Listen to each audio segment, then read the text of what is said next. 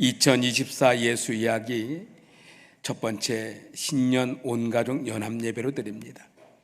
말씀의 제목은 말씀이 삶으로 삶이 예배로라고 하는 2024년도 우리 오송생명교회 주제의 표어이고, 오늘 본문 말씀은 이 표어가 세워지게 된 성경 구절이 로마서 12장 1절로 2절 말씀입니다. 이 말씀을 붙들고 우리 한 해 동안 이 말씀을 중심해서 말씀이 선포될 것이고, 이 말씀을 통해서 우리가 또 새로워지는 은혜를 누리고자 합니다. 참 이상하지요. 똑같은 날이고 똑같은 아침이고 똑같은 주일 아침인데 신년 예배라고 하는 이 마음 때문에 참 저도 오늘 아침 일찍 일어나서 목욕제기를 싹 하고, 또 어제 저녁에는 좀 더 젊어 보이려고 염색도 깨끗 하고, 또 와이사스도 깨끗이 다리고, 또 넥타이 하나도 지난 연말에 제가 미리 사놓았던 넥타이를 정성껏 케이스에서 꺼내가지고 잘 다려서 이렇게 넥타이를 새로 싹 하고, 이 마음이 똑같은 예배고 똑같은 시간인데 이렇게 나오는 내 자신을 바라보면서 우리 성도들의 마음은 어떠할까? 온 가족과 더불어 예배자로 나오는 우리 성도들의 마음은 어떠할까? 이런 간절한 마음이 묻어나고, 오늘 정말 하나님의 말씀으로 마음껏 은혜 나누고 마음껏 축복하고 마음껏 기뻐할 수 있는 예배였으면 좋겠다, 이런 기도하는 마음을 가지고 나오게 되었습니다. 그리고 그 마음을 가지고 우리 성찬 예식도 하고, 그런 마음을 가지고 유아 세례도 하고, 그런 마음을 가지고 우리 함께 은혜 받는 시간이 되어지길 소망합니다. 그 전에 제가 좀 듣기 싫었던 이 부흥 강사 목사님들의 표현이 있었어요. 그것이 뭐냐면 꼭 앞자리는 금자리. 여러분 많이 들어보셨죠? 앞자리는 금자리, 뒷자리는 은자리, 저 뒤에는 막대의 다리, 뭐 이런 이야기를 들었는데, 꼭 성전을 그렇게 표현해야 될 것인가? 똑같은 예배 자리인데 왜 금자리가 따로 있고 은자리가 따로 있을까? 근데 제가 목기를 하면서 보니까 그냥 강사 목사님들이 그렇게 해야 성도들이 말을 들을 것 같아서, 그렇게 제가 이 연합 예배 때 조금 앞자리 좀 옮겨주세요 했는데 잘 안 오더라고. 꼭 두 자리는 남겨놔, 이상하니 말이지. 그래서 그 자리를 금자리로 만들면 그 자리 오겠구나. 목사님들 그 마음이 담겨 있는 예화 중에 하나였구나, 이런 생각이 듭니다. 앞으로 여러분들 저기 연합 예배 드리면 금자리로 나오시기 바랍니다. 순금자리 24K 나오시면 하나님의 금과 같은 축복 주실 줄 믿습니다. 오늘 2024년 신년 첫 주일로 온가족 연합 예배 드리게 되는데, 예배 자리를 허락하신 하나님께 온전히 영광과 찬송과 경배를 올립니다. 그리고 우리 어린 아이들과 함께 예배를 드리기 때문에 제가 예배를, 설교를 길게 하지는 않을 겁니다. 왜냐하면 아이들의 그 집중력은 딱 15분에서 20분 사이면 끝나거든요. 그래서 우리 교회 2024년 표어가 말씀이 삶으로 삶이 예배로인데, 한마디로 말해서 하나님의 말씀을 가진 우리가 삶이 변화되어 내 삶이 이 예배당을 넘어서 삶 속에서 예배가 되어지자 라고 하는 간절한 마음이 담겨 있습니다. 그러기 위해서는 한 가지 질문을 좀 해보고 싶어요. 저는 꼭 앞자리에 계신 분들에게 눈에 띄다 보니까 금자리에 앉으신 분들이, 정인선 권사님, 사람이 변화될 수 있을까요? 왜 대답을 안 하실까요? 사람이 변합니까? 안 변합니까? 여러분, 이 질문에 대한 구원에 대한 신학적 이해를 한번 해볼 필요가 있어요. 빌립보서 2장 12절 말씀, 빌립보서 2장 12절 우리 함께 읽어볼까요? 시작. 항상 복종하여 두렵고 떨림으로 너희 구원을 이루라. 여기서 구원을 이루라, 이 말은 우리 켈빈주의나 우리 기독교적 이미 구원에 대한 확신을 가진 성도들에게는 이 말이 좀 오해될 수도 있겠다 싶은데, 우리가 구원론을 대할 때 이미와 아직이라고 표현할 수 있겠습니다. 예수를 주로 믿고 고백함으로 이미 우리는 구원받은 백성이다, 하나님의 자녀이다라는 것은 확실합니다. 그러나 아직 완성은 아니어서 주님이 다시 오시는 그날까지 우리는 구원을 이루어가는 삶을 산다는 것이죠. 그러기에 하나님은 구원받은 우리를 향하여 변화를 받아라 이렇게 말하거든요. 변화를 받아라. 우리 한번 2절 말씀을 다시 한번 읽어볼까요? 오늘 본문 말씀 2절 말씀 시작. 너희는 이 세대를 본받지 말고 오직 마음을 새롭게 함으로 변화를 받아 하나님의 선하시고 기뻐하시고 온전하신 뜻이 무엇인지를 분별하도록 하라. 너희는 이 세대를 본받지 말고 오직 마음을 새롭게 하라, 변화를 받아라 라고 말합니다. 변화를 받으라. 우리 정인선 권사님 다시 한번 질문할까요? 권사님, 사람이 변할 수 있습니까? 변화가 가능할까요? 가능하다면 어떻게 하면 변화될 수 있을까요? 어떻게 하면? 말씀으로. 오늘 설교 끝. 제가 하고 싶었던 말씀인데, 그에 대한 대답은 사람은 변화가 가능합니다. 그리고 사람을 변화시킬 수 있는 유일한 방법은 하나님의 말씀이다 라고 성경은 말합니다. 사람이 사람을 변화시키는 게 아닙니다. 하나님의 말씀이 우리를 변화시키는 것입니다. 그런데 문제는 교회를 평생을 다녔어도 안 변하더라, 목사가 됐는데도 안 변하더라, 장로 직분을 받았는데도 안 변하더라, 이게 대체적인 의견들이에요. 안 변한대요. 뿐만 아니라 우리가 교회에 보면 얼마나 많은 프로그램들이 있습니까?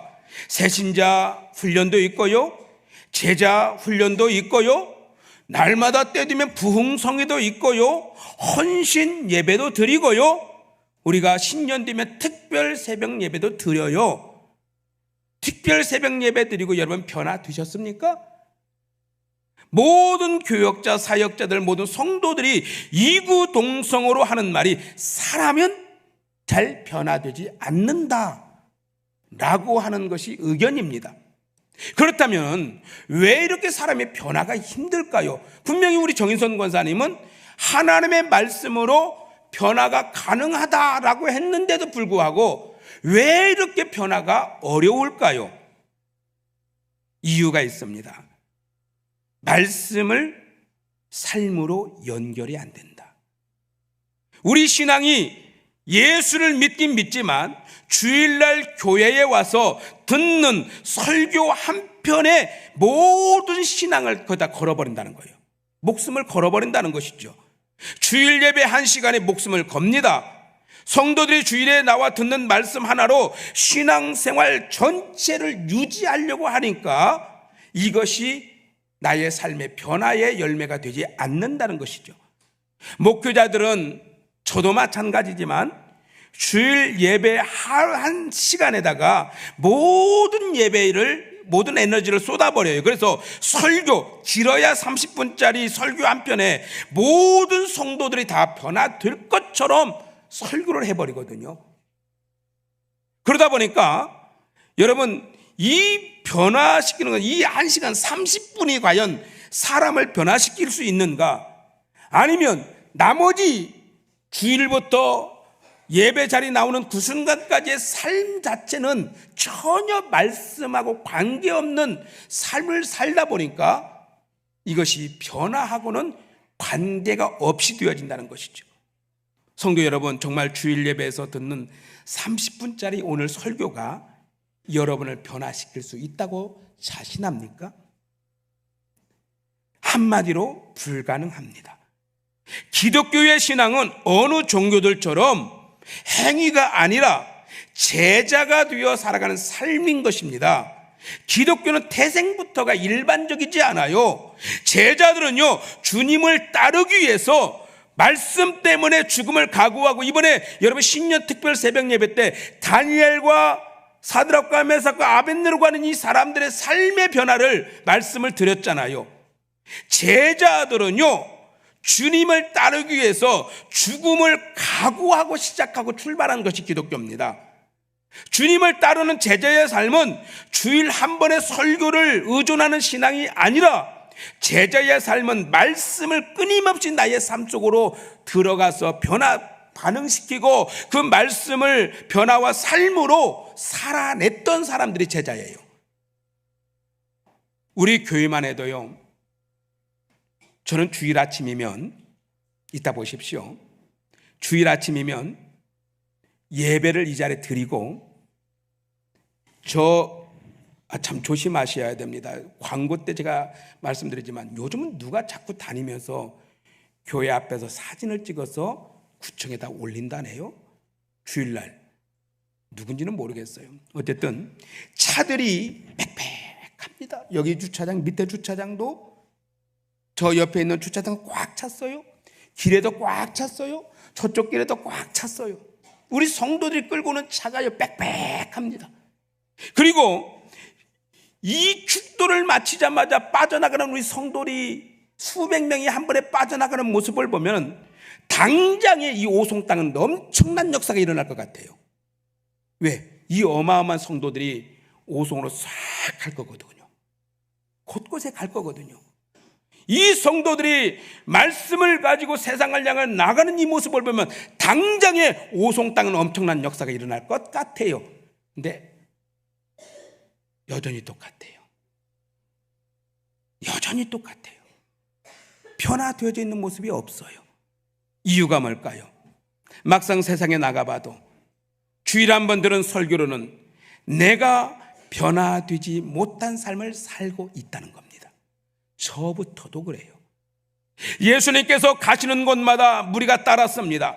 그들은 예수님이 어디로 가든지 간에 따라다니며 환호하는 광팬이었습니다.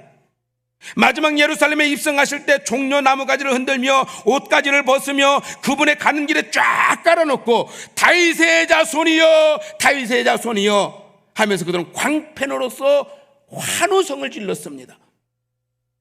그런데 그 광팬들이 갑자기 3일 만에 예수를 십자가에 못 박아라 라고 하는 폭도들로 변해버렸어요. 여러분, 사랑성 여러분, 정말 죄송한 말씀 하나 드리려고 합니다. 이해해 주십시오. 우리 교회는 말씀을 무기 삼아서 여러분들을 광신도로 만들고 싶지 않아요.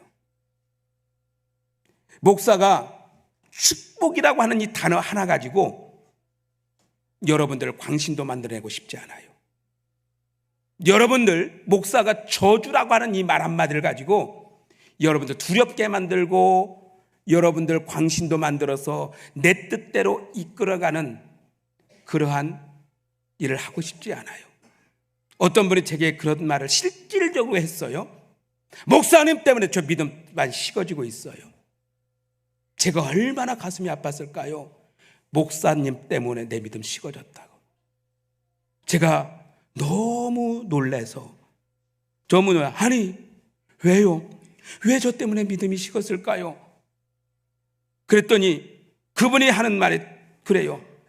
목사님, 제가 전에 다니던 교회는 목사님이 막 혼냈어요. 그렇게 하지 말라고. 장로가 그렇게 하지 말라고. 권사가 그렇게 하지 말라고. 집사가 왜 새벽 예배도 안 나와? 장로님들이 새벽 예배 안 나오면 전화해서 당장이 나와. 장로들이 뭐야? 하고 막 혼냈대요. 그리고 11조 안 드리면요, 야 이 도둑놈들아 그랬대요. 강대상의 목사님이 주일 성수 안 하면 믿음 없는 사람이라고 낙인 찍어놓고 많이 혼났대요. 그런데 이현호 목사님은 왜 그런 소리 안 합니까? 목사님 그런 소리 안 하고 내버려 두니까 오송생명교회 성도들이 뜨겁지도 않고 차갑지도 않고 그렇죠. 너무 편해서 오송생명교회 왔더니 너무 편해서, 안 시키니까 너무 편해서 믿음이 식어졌대요. 맞아요. 그게 맞습니다.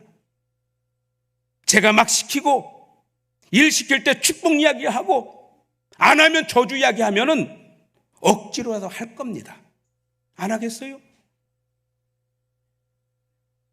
만약에 여러분들 11조 안 하면 제가 하나님에 내버려 두지 않을 거야. 오늘 하나님께서 병원에다가 입원시키든지 교통사고 내든지 해서 그 돈 다 뺏어갈 거야. 많이 들어본 소리 있잖아요. 전 그러고 싶지 않아요. 왜? 하나님의 말씀이 그와 같지 않으니까.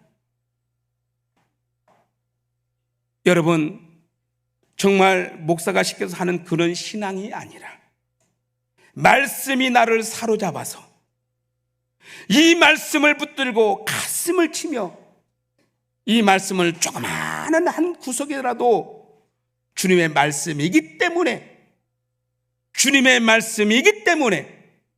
이 말씀을 따라 제자가 되어 삶이 되고 삶이 예배가 되도록 살아낼 수만 있다면 대단히 큰 모습이 아닐지라도 한쪽 구석의 짧은 삶의 현장일지라도 이곳에 하나님의 말씀이 그곳에 심어질 수만 있다면 이것이 제자의 은혜가 아니겠습니까?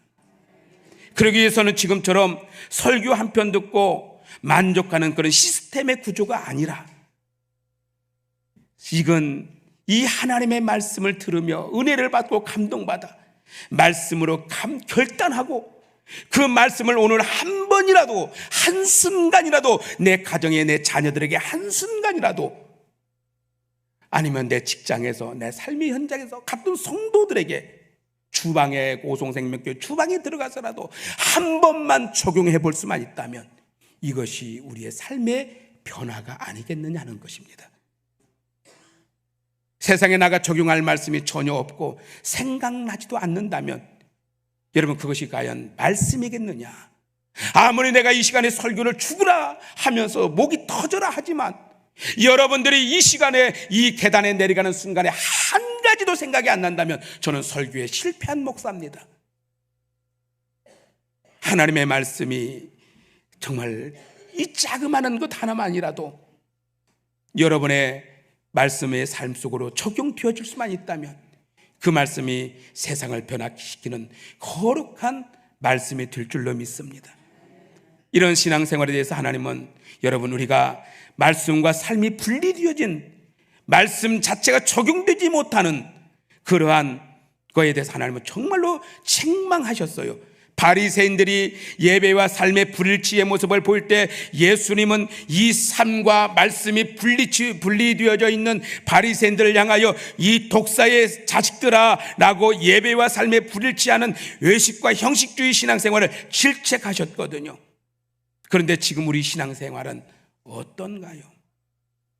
주일 한 번 예배하고 설교 한 번 듣고 마치 그 모든 신앙생활을 다 한 것처럼 만족하는 우리의 형식주의적 신앙생활을 여러분 만족하는 신앙생활을 하고 있지 않은지 이 한 해 다시 한 번만 돌아보았으면 좋겠습니다.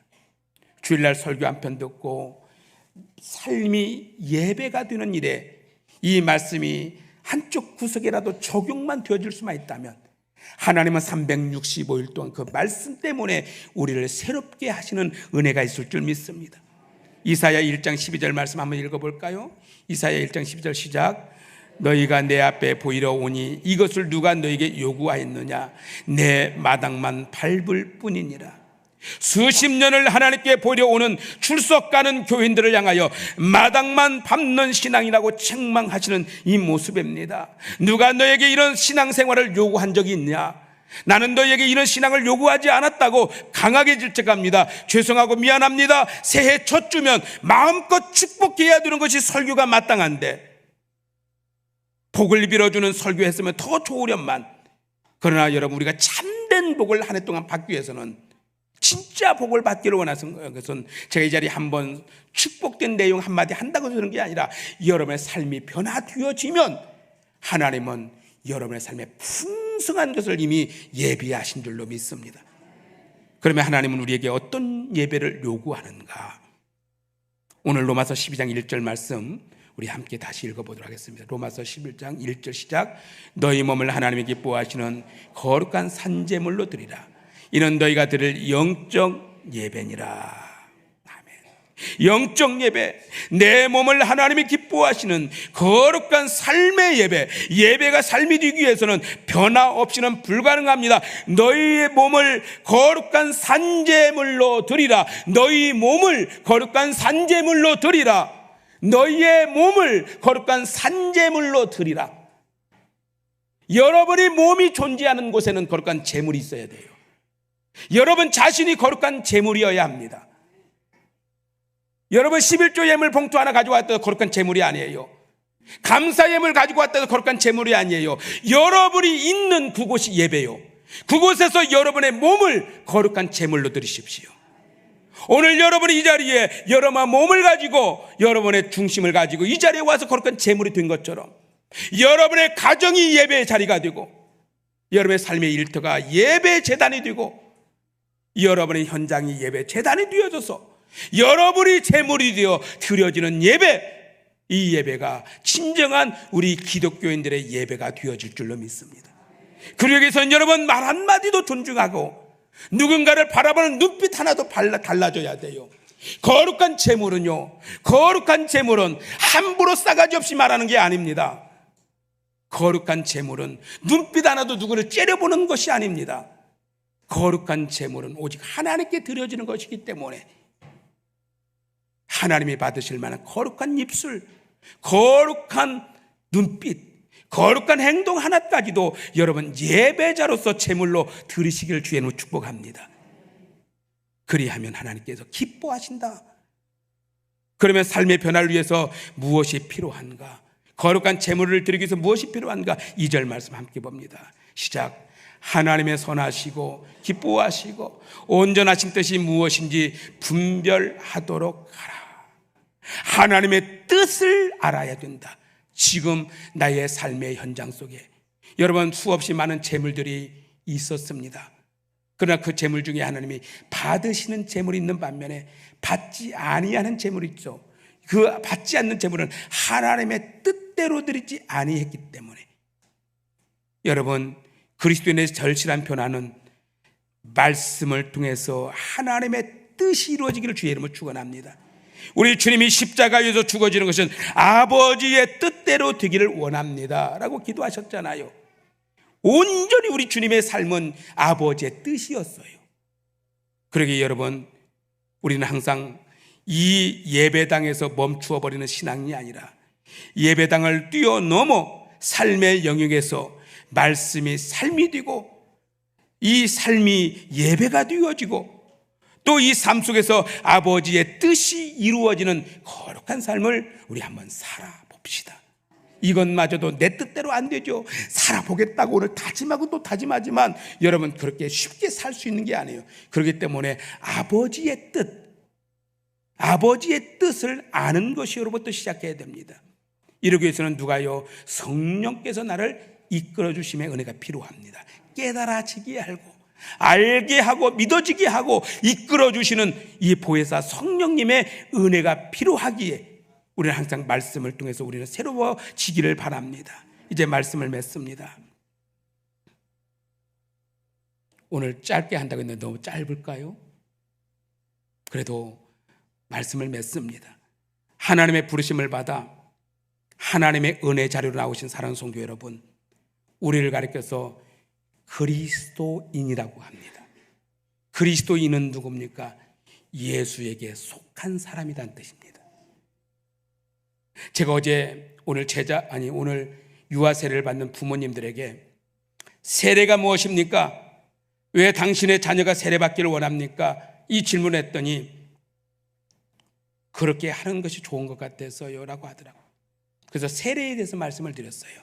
세례는 세 가지의 의미가 있다. 첫째는 건지움의 의미가 있다. 우리가 예굽에서 400년 동안 종로로 타던 우리를 하나님은 우리를 불러서 광야로 나오기 전에 홍해 바다에 다 집어넣어 버렸다. 그리고 그곳에서 우리를 물로 덮어 죽이셨다. 그러나 하나님은 우리를 건져내셔서 다시 광야 교회로 이끌어 주시고 40년의 길을 하나님 구름기둥 불기둥의 축복의 길로 예배자로 살아갈 수 있도록 은혜를 주시고, 예배자의 인생이 끝나는 그날 요단강을 건너 하나님의 언약의 땅, 축복의 땅 요단강으로 건너가서 가나안 땅으로 입성하는 그날까지, 그래서 하나님은 우리를 건져내심에 있다. 두 번째는 세례는 접붙임의 은혜가 있다. 똘감나무로 살던 우리를 예수 그리스도라고 하는 좋은 가지에 우리를 거기다 접붙임으로 우리를 성령의 9가지 열매를 맺을 수 있는 축복자로 세워주셨다. 그래서 우리는 이미 그리스도에게 접붙임을 받은, 세례는 접붙임이다. 우리를 그리스도에게 접붙임으로 좋은 열매 맺을 수 있는 축복자로 세워주셨다. 또한 세례는 교회의 진정한 의미로서, 성도로서 행정적인 의미로 교회의 어떤 모든 일에 동참할 수 있다고 하는 의미를 가지고 있다. 이런 3가지를 설명한 적이 있어요. 이것이 여러분 그리스도인은 하나님의 은혜로 건지음을 받은 사람들이고, 그리스도인들은 하나님께 접붙임을 받은 사람들이고, 그리스도인은 교회에 속한 사람들이에요. 그러기에 여러분들이 우리는 이제는 그리스도인들은 삶의 영역에서도 그리스도인이에요. 교회에서만 그리스도인이 아니라 예배당을 뛰어넘어서도 그리스도인이에요. 그렇기 때문에 여러분들이요, 우리는 예수님의 제자로 살아가시길 주의 이름으로 축복합니다. 한 해 동안 오직 말씀이 내게 심어지고, 이 말씀이 나의 삶으로 적용되어지고, 이 말씀이 우리의 삶의 영역에서 친히 나타나는 열매가 되어지길 주의 이름으로 축원합니다. 2024년도는 우리 오송생명교회가 그런 교회가 되어지기를 원하여서 주제를 이렇게 정한 것이죠. 주제가 주제로 끝나면 안 돼요. 하나의 표어가 되어지고 구호가 되어서는 안 돼요. 주제가 삶이 되어야 합니다.